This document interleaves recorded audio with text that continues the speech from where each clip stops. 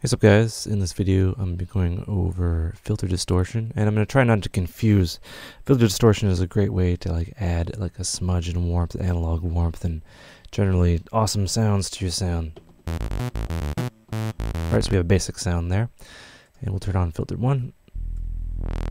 Right? It's really quiet, but trust me, this will get a little bit loud. There are 3 different routings of the filter distortion. There's, well, no distortion.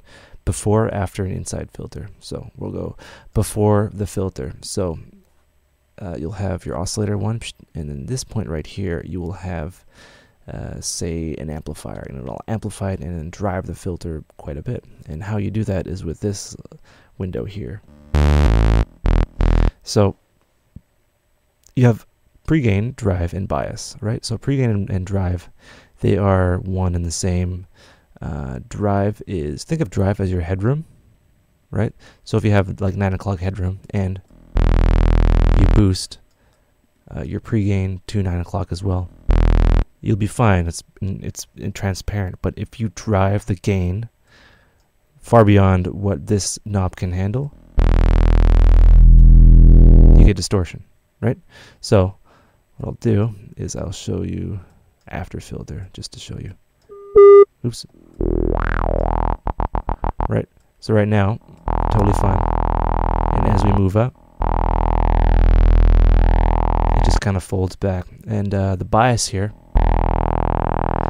adds or takes away harmonics. So what it does is it adds an offset to the distortion stage. And yeah, it's just how you mess around with harmonics and amount. So some harmonics sound a little bit more natural than others.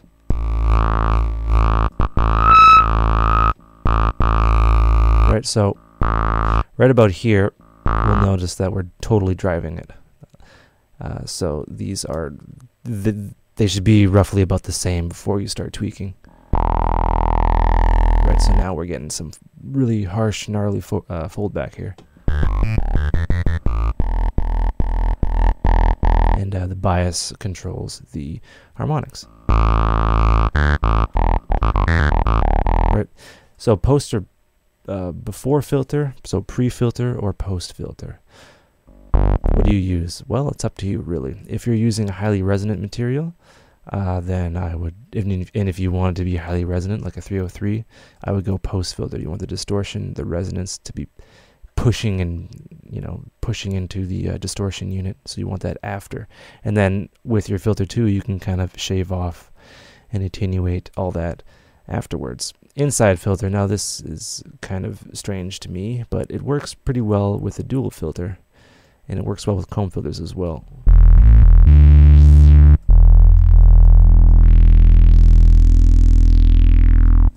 Right, adds a nice little touch to dual filters and analog type filters, which is pretty fun. Right, so you notice we're getting quite a bit of smudge there. I'm going to show you something here. Right, so we have a sinusoidal wave, and we're going to boost that and boost it. Maybe not boost that. Let's have it there. So we have sinusoidal wave, right? And it's perfectly uniform and all nice and fun, right? And this is where the wave shaping comes in. Now this is kind of a big subject, but generally this corresponds with how you shape the wave with your distortion. So what we'll do is we will just turn on, so we'll go post filter, and the filter is completely open. Kind of, but yeah, completely open. So we'll go after filter. So post filter, we'll boost it, and then we'll zoom out so we can, see everything.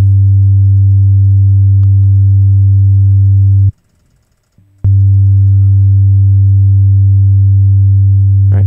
So now we have that. So what we can do is we can kind of mold it by grabbing onto these points. Notice what it does to the harmonics down here.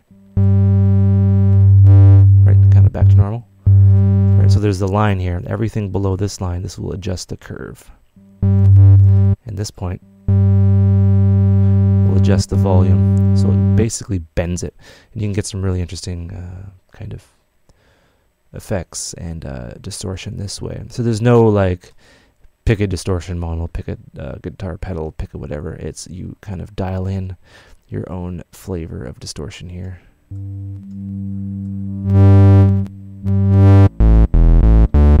Right, so we essentially made a kind of a boring sine wave into something a bit more, you know, harmonic.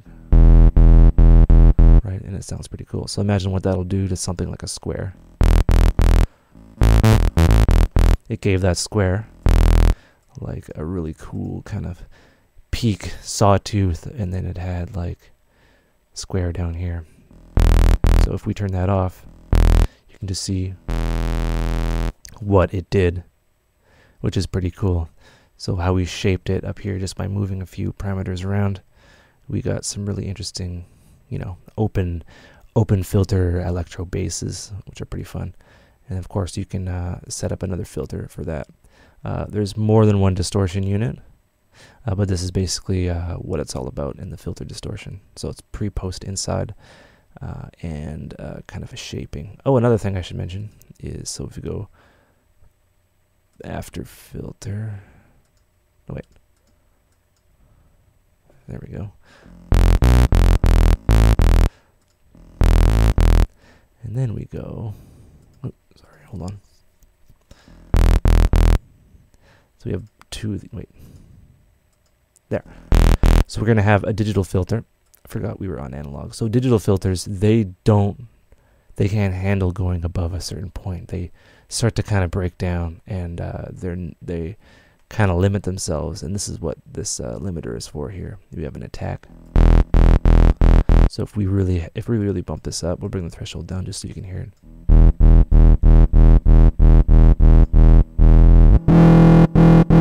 You can really hear that.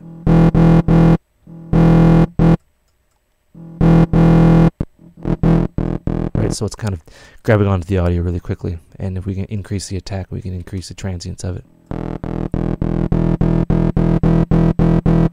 Right, typical digital distortion. When you drive a digital filter, that's what happens. And of course the decay and all that fun stuff. And it's all about the threshold. Think of this as like the point of no return. It's like a hard clip. So it could be used as like another form of distortion. And it could be, you know, to protect your ears just in case you go over it. But threshold, make sure the threshold's down, and then use the threshold as you go. And if you want it to be a bit more snappy, then you will want to adjust the attack. Right? All right, that's it for that, and we'll be back with some more fun stuff, and take care.